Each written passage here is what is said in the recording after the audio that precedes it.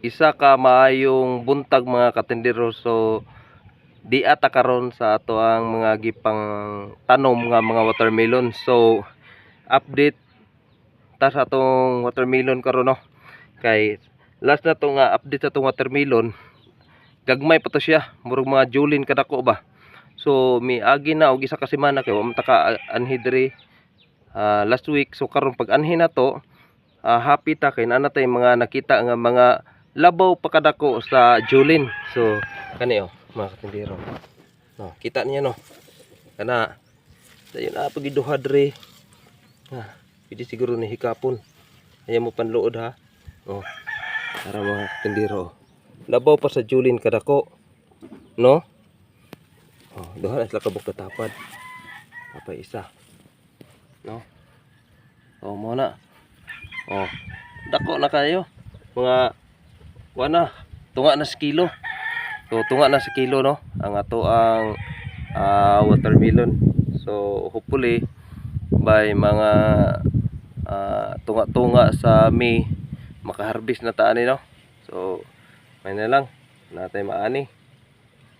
Sa tinuray lang ang atong gitanom is 160 kapunuan, but then ang ato yung napabuhi is mga 130 no, kay nga wa na nurok ang uban no.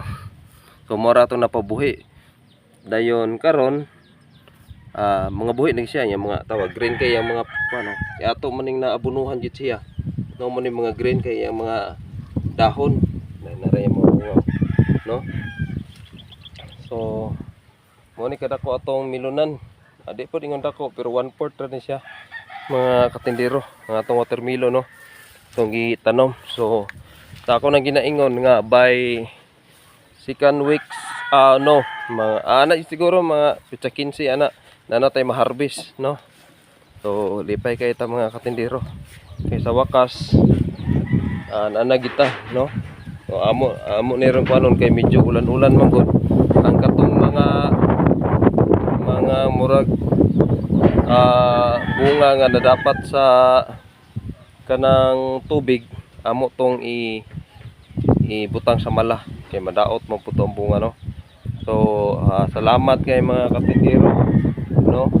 Siguro kung makabalik na po ta diri mga milon da, siguro kung makabalik na po ta diri by next Saturday, murag base na natay makuha no kay katong mga dagkuan man to no. So tara kita nakita sa atong kuan, sa atong mga gipang tanom no, makabawi-bawi ra kita to kay murag nakita natong ubay-ubay gid.